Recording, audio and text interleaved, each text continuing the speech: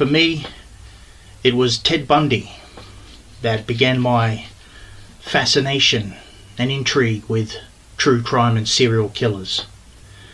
I remember way back in the mid-1980s here in Australia, broadcast on TV was a film called The Deliberate Stranger, a 1986 TV movie that starred Mark Harmon as Bundy. Now it was a sanitised version of Bundy's crimes. Obviously they could only hint at the things that Bundy had done. At that time he was actually still alive. He was still on death row in Florida and had yet to actually confess. Though I think everybody naturally knew Bundy had committed these crimes.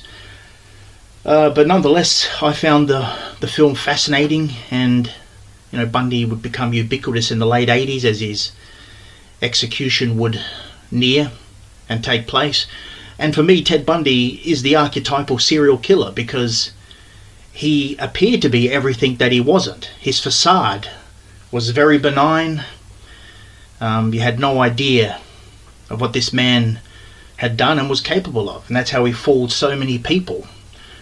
You used to think that serial killers would look like monsters, but Ted Bundy and others quickly disabused that, especially Bundy though. So that's why I always felt that Ted Bundy is the archetypal serial killer, and to this day remains one of the most fascinating for me.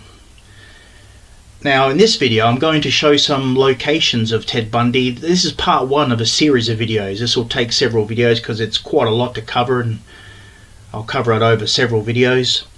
This part one will be covering Ted Bundy's early years, 1946 to 1974, the pre-murders years. Now he probably did commit murders in 1973, maybe even earlier, but we're not exactly sure. So just going to stick with the facts of what we know. But anyway, so to begin with, we'll start from the very beginning and where Ted Bundy was born, which was all the way in Burlington, Vermont in the United States of America, which is where we're going right now. In this building here, it used to be the Elizabeth Lund Home for Unwed Mothers at number 346 Shelburne Road in Burlington, Vermont.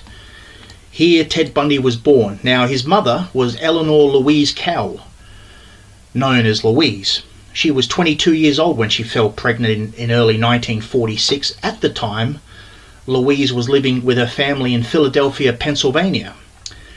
Now, who Ted Bundy's father is still remains unknown, or at least a point of contention.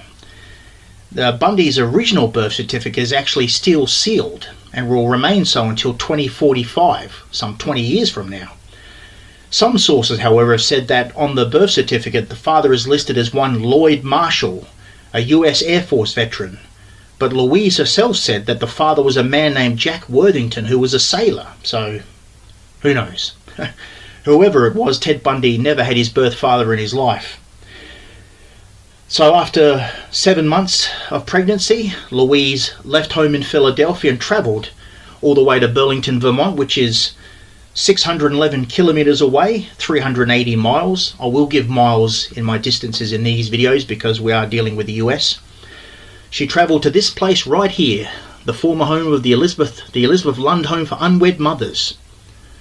Of course, in 1946, for respectable families, it was quite scandalous for an unwed mother to give birth, so I guess these facilities were much more common.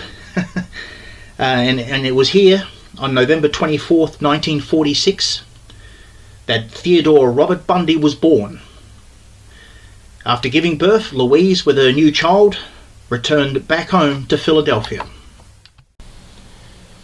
After Louise gave birth to Ted at the Elizabeth Lund Home for Unwed Mothers in Burlington, Vermont, they moved. Louise took the baby back home to where she was living with her parents' house in Philadelphia. That's where we'll go now. We head back south to Philadelphia, Pennsylvania. And the former home of Samuel and Eleanor Cowell, who were Louise's parents, Ted's grandparents. They lived at 7202 Ridge Avenue in Roxborough, Philadelphia. Now they lived in this, the house, the former house, is no longer there. The house was demolished in the late 1960s, so it's long gone, but they lived, the house was in this area here, in this corner, with its Ridge Avenue and Domino Lane. Go down the street, Google Maps, we can see it here. That's what it looks like as of July 2021. Yeah, so the house, Ted's grandparents, the Cowell house, was in here somewhere.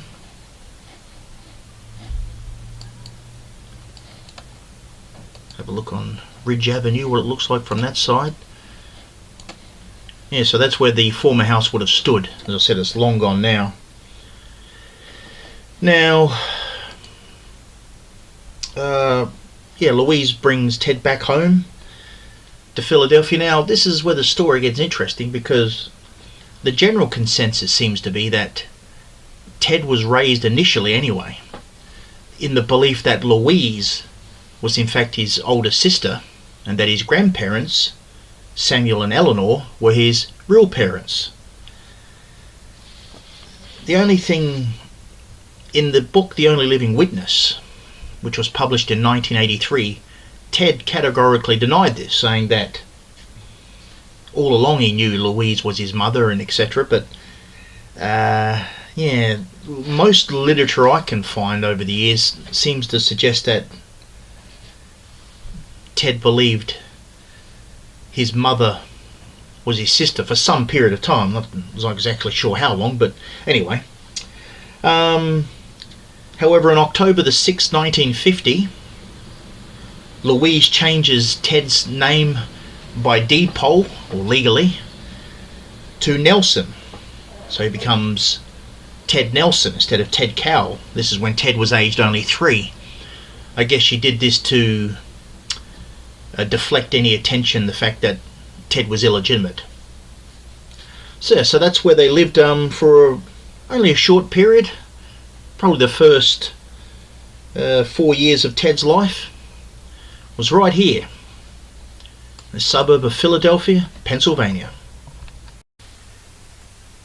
At the end of 1950, Louise, with the young Ted, who's aged probably 3, 4, decide to move cross-country all the way out west to Washington State from Philadelphia, where she's living here.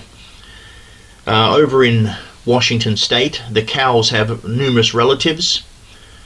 So Louise and Ted move all the way to Tacoma in Washington State, cross-country. And they move into the home of Jack Cowell, in this house right here. Now, Jack Cowell is Louise's uncle, and Jack lives here with his wife Eleanor and their young son John, who's age 3, so around Ted's age. Jack Cowell was a music professor. So that's where Ted and Louise live when they first moved to Tacoma, Washington State. Now, Louise joins a local Methodist church, and one day at a church social, she meets a cook, a man by the name of Johnny Bundy. And after a whirlwind romance, on May the 19th, 1951, Louise and Johnny marry when Ted is just 4 years old. And of course, Ted takes the surname that he would become infamous by, Bundy.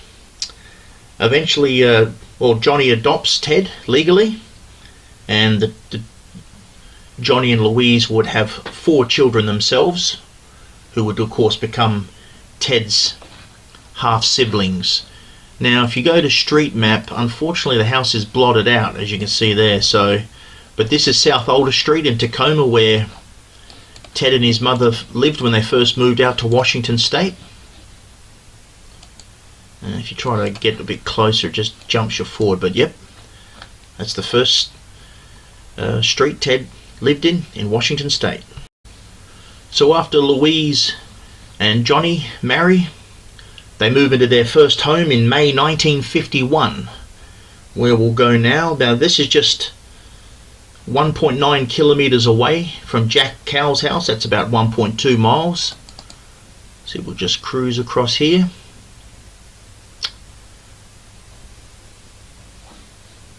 So this home right here.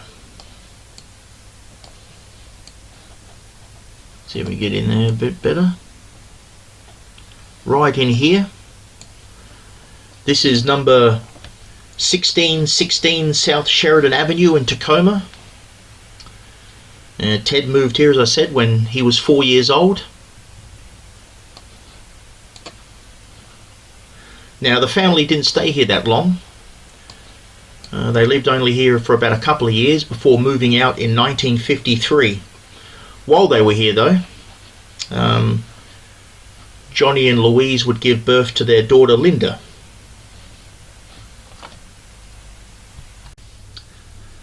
So where Ted was living in South Sheridan Street, he began attending school for the first time. And Ted's first school was not that far away. Look how close it is. So there it is there. That's the Stanley Elementary School right here. And yeah, Ted's home, his first home, 1951-53 is over here. So just a very short distance to where Ted attended school. The Stanley Elementary School is located at 1712 South 17th Street in Tacoma, Washington State. Ted began attending this school in 1951 as a 4-year-old, and he remained there until the family moved to their next home in 1953. So just a short stay there. On Google Maps, that's the school as of May 2024 on South 17th Street. How much it's changed, not sure. Yeah, that was the very first school Ted Bundy ever attended to. In 1953, the family would leave their home in South Sheridan Avenue, and they would move some 8.3 kilometers, 5.2 miles, to their next home, which was at 658 North Skyline Drive in Tacoma. And it's this house right in here.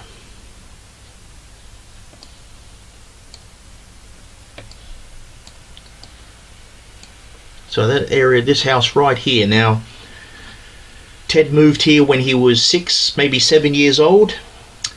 And this would become an extremely important place for Ted Bundy. He would grow up in this house. He would live here until he moved out in September 1966 when he was 19 years old. 3 more of his half-siblings would be born here. Glenn in 1954, Sandra in 1956, and Richard in 1961. If we go to street map, that is the old house right there. On North Skyline Drive. So this is where Ted Bundy grew up. And it was here that Ted's genesis, I guess you'd say, as a serial killer began.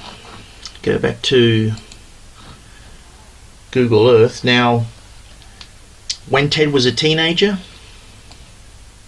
certainly at the latest, Ted would describe that he would start roaming the neighborhood here. He would begin peeping through windows. He said he would find, rummaging through the trash, he would find True Detective magazines, which quickly appealed to him with their images and photos of women being held in bondage. And Ted would later describe that he would at times go off into the woods and prowl around naked. Now when he says the woods, if we just pull back a bit here, so that's Ted's house here. Now this whole area here would have been woods in Ted's day. You can still see the remnants of it today. There's this scrub area here and a bit over here. Now this highway definitely wasn't there in Ted's day. So all this was scrub area. So I guess that's what Ted means when he says he would prowl around in the woods naked. You see Ted's home right there. So yeah, go back to Google Maps. you can just see the vestiges of it still remaining. And obviously it's very suburban now, but yeah, this was the neighborhood. Ted would prowl around and just think, in these innocuous, nice looking streets, would Ted Bundy begin to emerge as the man he would become? You see, it looks like a bridge leading over that freeway, so yeah, it would have been scrubland. Very important place for Ted Bundy. Ted Bundy's childhood home, right in there. So with the family living at North Skyline Drive, Ted would begin attending a new school, which was very, very close by, as you can see here.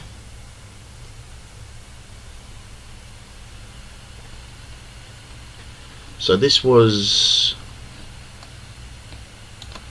this school here. This was the Geiger Elementary School. It's at 7401 South 8th Street in Tacoma. Ted attended here between 1953 and 1958. Now the school is now known as the Geiger Montessori Elementary School, and the old school was actually demolished in 2011 and replaced with a new one. I believe the old school was in this area here where the school oval is today. So that's where Ted attended his elementary schooling, and then after that we'll cruise around to another location not that far away. Now right in here, this is the Hunt Middle School.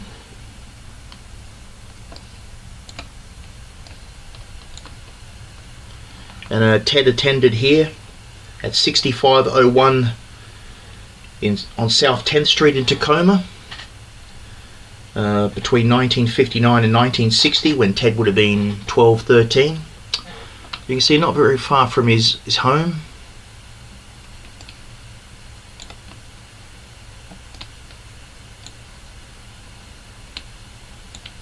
So yeah, that's the middle school there. Ted's home up here, and that's where the Geiger Elementary School was. So those were the early school years of Ted Bundy. When Ted Bundy was living here on North Skyline Drive, a child abduction occurred not that far away. In fact, it was 5.3 kilometers away, 3.3 miles, and it was the abduction and presumed murder of 8-year-old Anne Marie Burr. So let's go to her former home.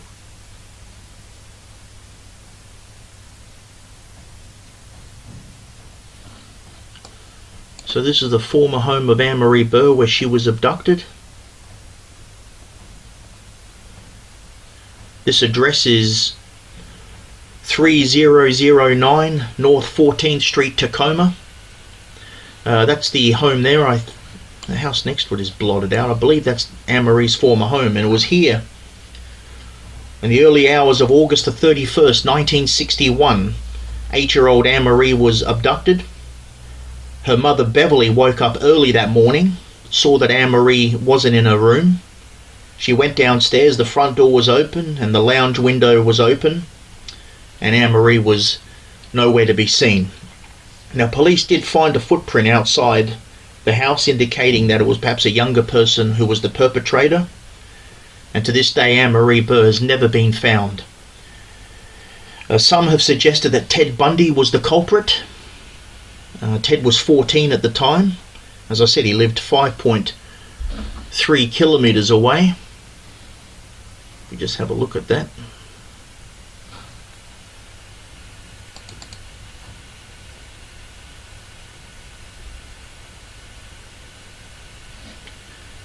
Yeah, so that's Anne Marie Burr's house there. And we'll just try and pan back up here.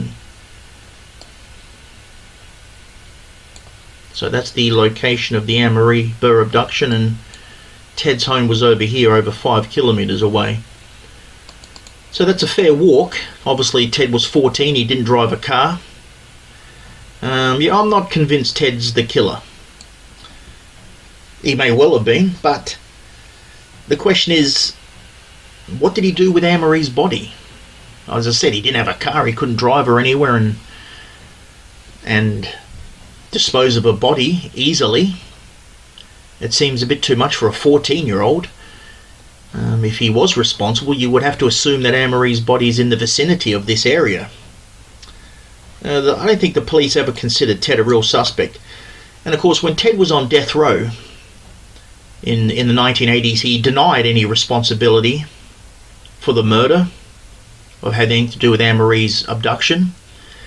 And I think, especially in the final days in January 1989, when he was staring down the barrel of the electric chair and he began confessing to all the murders, I think if he had been responsible for Anne-Marie's murder and knew the location of a body, he may have pulled that ace out of the pack, because that was a big one. That would have been a real big case to help solve. And if he could have led the police to the body, I think that he would have thought anyway that would have really helped his chances to delay the execution. But he denied all involvement of the crime.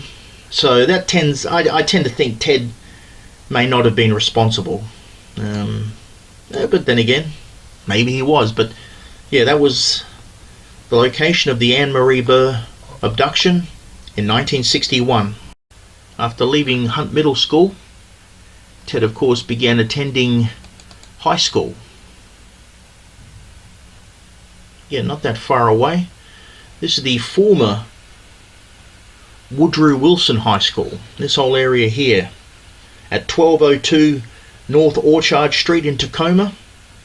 Ted attended high school here between 1961 and 1965. Its name has changed. As I said, it was the Woodrow Wilson High School, but in 2021 it was changed to, I believe, the Silas High School, or Dr. Dolores Silas High School, which was a surprise to me. Of course, Woodrow Wilson was a former US president in the World War I era, so I was quite surprised that they would change the name of a president. But I was just reading on Wikipedia about this school, and I think some of Wilson's stances regarding the Ku Klux Klan and racism prompted the name change. Anyway, that's a whole other separate issue. But yeah, I was just somewhat surprised that the school had changed its name from a US president. But nonetheless, that's what it is now. Now, when Ted attended this high school, he was regarded as a very good student. He graduated, which would have been in 1965, and he was awarded a scholarship to study at the University of Puget Sound. However, all was not quite so well for Ted Bundy. By the time he graduated, he'd already come to the police attention twice. I think he'd been arrested twice for stealing. And certainly by this time, Ted was a compulsive thief, which had brought him obviously to the attention of the police. So all the facade of Ted was starting to crumble a bit. Coincidentally, Anne-Marie Burr's home is right near the University of Puget Sound. We go here, I think it's, look how close it is. Very close to Anne-Marie Burr's home. I think that's as much a coincidence as anything, but at the University of Puget Sound, which is at number 1500 North Warner Street in Tacoma, and Ted, after he graduated from high school, attended this university for the one season between 1965 and 1966, where I believe he began studying Chinese or Asian studies at the least. After Ted attended the one school year at the University of Puget Sound in Tacoma, he then moved to the University of Washington. That's where we'll go now. So we're heading now to Seattle, north of Tacoma, to the University of Washington, which is at 1410 Northeast Parkway in Seattle. Now, when Ted was at this university, he was in the McMahon Hall, which is this building here. This dormitory is where Ted lived. Now, Ted attended this university between 1966 and 1968, though in broken periods. He studied Chinese here, and it was also here where a significant event happened in Ted's early life. For it was in early mid-1967 that Ted met a fellow student named Diane Edwards, who is identified in a lot of Ted Bundy literature by the pseudonym Stephanie Brooks. Now, Ted fell madly in love with Diane. She was from a wealthy Californian family. She was everything socially Ted wanted to be.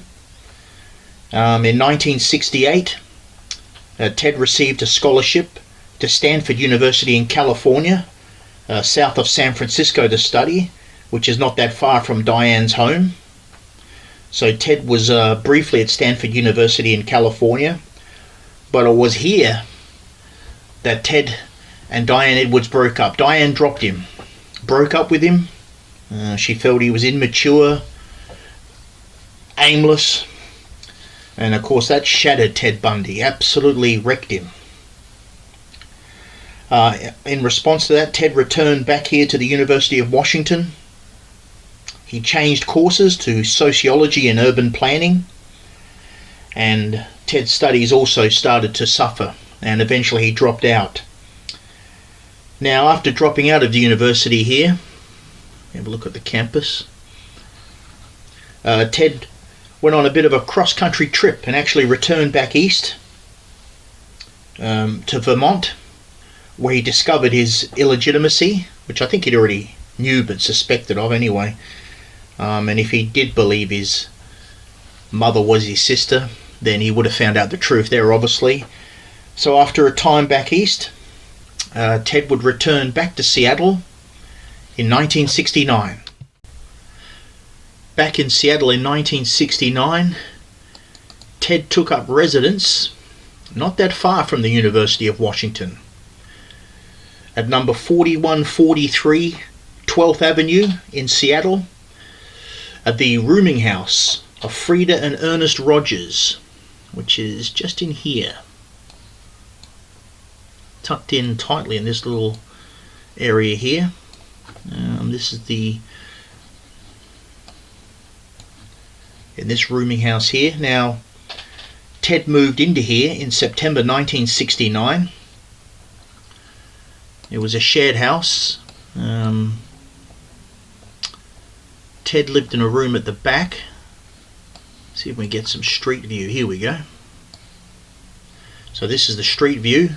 Now this fence has been erected. I believe I read somewhere that it was actually put up to prevent true crime buffs from walking onto the property. So that's the rooming house there. Now, Ted had a room at the back, and he remained in this rooming house until September 1974, when he would then go over to Utah to study law.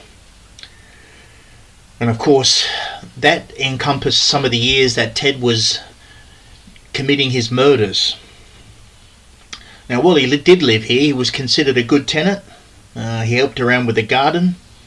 Ernest Rogers was not in the greatest of health, so Ted certainly helped around the house. But Ted later did imply in one of his confessions that he actually murdered one of his victims, Brenda Ball, in this rooming house. Ted also later confessed that he kept the severed heads of some of his victims in this rooming house. So all in this quiet, nondescript street. Looks pretty new in some areas, so I'm sure it looked different in 1969 to 74. But yeah, that's where Ted lived in Seattle between 1969 and 1974. Soon after moving into the Rogers rooming house, on the night of September the 26th, 1969, Ted travelled nearby to the Sandpiper Tavern, which is very close to the Rogers rooming house. Yeah, it's just a few short blocks away. So this is it right here. This is that used to be, long ago, the Sandpiper Tavern at 722 Northeast 45th Street in Seattle. And it was here on that night of September 26, 1969, that Ted would meet Elizabeth Cloffer. I believe that's how you pronounce her name. She's often identified in Ted Bundy literature as Meg Anders, her pseudonym, but her name is Elizabeth Cloffer. Now, on this particular night, let's see if we can zoom in a bit there. Just move in a bit. Here we go, down to Street View. There it is there. Let's move that on a bit more. Do it easier this way. There we go. Bit easier on Google Maps. Okay, so this building here, that used to be in 1969 was the Sandpiper Tavern. Now, on that particular Friday night, Elizabeth was having drinks with a friend of hers named Marilyn Chino. Elizabeth had come recently from Utah after the breakup of her marriage. At that time, Elizabeth had a daughter, Molly, age 3. So when she was having her drinks that night, Ted Bundy also happened to be in the bar. And he approached Elizabeth, asked her for a dance, which she accepted. They had their dance. When the song ended, Elizabeth sat back down and Ted sat back down separately. But Elizabeth obviously liked what she saw with Ted, so she was hoping Ted would come back over and resume their conversation, but he didn't, so she went over to him, and from there a relationship was formed. And it would be one of the most significant relationships of Ted Bundy's life.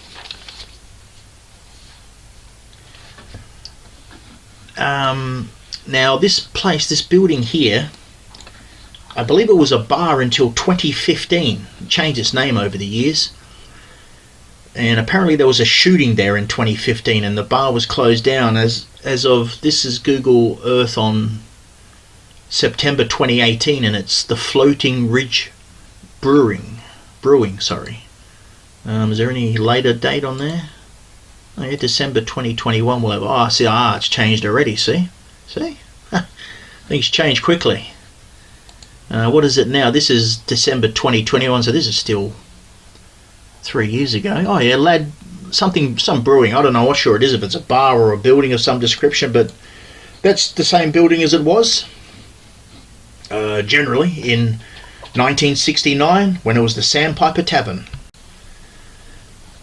Elizabeth and Ted begin their relationship, and next location we'll go to is Elizabeth Cloffer's house, which is not that far from the Sandpiper Tavern.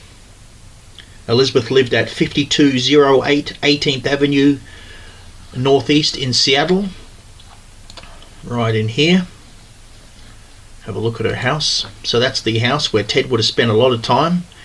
Ted and Elizabeth dated for a long time, though Ted would see other women in that time, including reconnecting with his old flame Diane Edwards. After the Lake Sammamish murders of July 14th, 1974, when Ted abducted and murdered Janice Ott and Denise Naslin, and people saw him, and his identikit was put on the media, as long with the name Ted, Elizabeth reluctantly began to suspect it could be Ted and actually reported it to the police. But yeah, this is where Elizabeth and Ted would have lived in that period from certainly 1969 to 1974. Ted didn't live here, but he would have spent a fair bit of time in this house. In 1970, Ted returned to the University of Washington, this time to study psychology. In 1971, he began working at the Suicide Hotline Crisis Center in Seattle, where he would strike up a friendship with author Anne Rule, who would of course later write one of the most famous accounts of Ted Bundy, The Stranger Beside Me. In 1972, Ted graduated from the University of Washington, and for a spell he worked with the governor of Washington State, Daniel J. Evans, a Republican, in his re-election campaign. And he appointed Ted to the Seattle Crime Prevention Advisory Committee with great irony. When Evans was re-elected governor, Ted became an assistant to Ross Davis, who was the chairman of the Washington State Republican Party. Around then, Ted applied to study at law school, and he was accepted into the University of Utah, but he did not take up the offer immediately. Instead, he chose to stay in Washington State and study law at his old university, at the University of Puget Sound in Tacoma. In mid-1973, Ted was in Sacramento on business with the Republican Party. And while he was there, he contacted his old girlfriend Diane Edwards, who was living around San Francisco.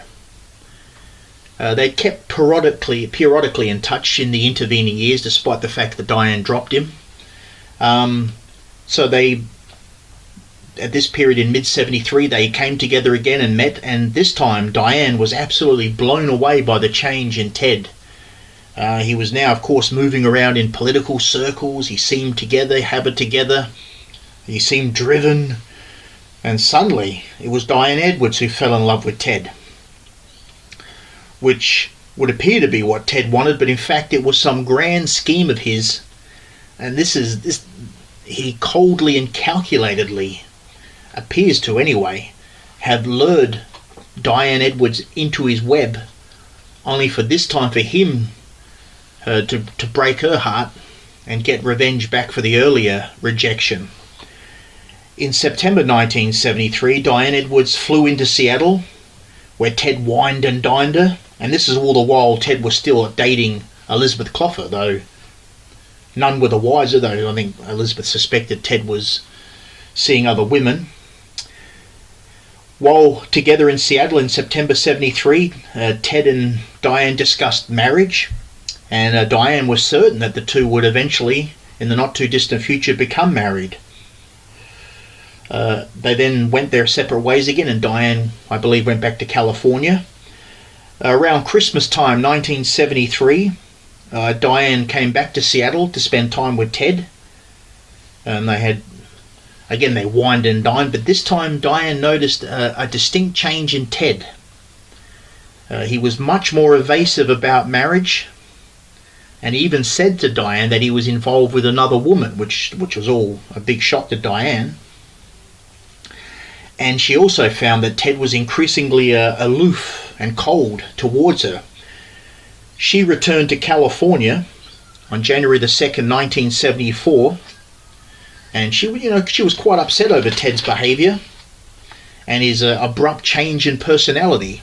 She waited in vain for Ted to contact her, but he didn't.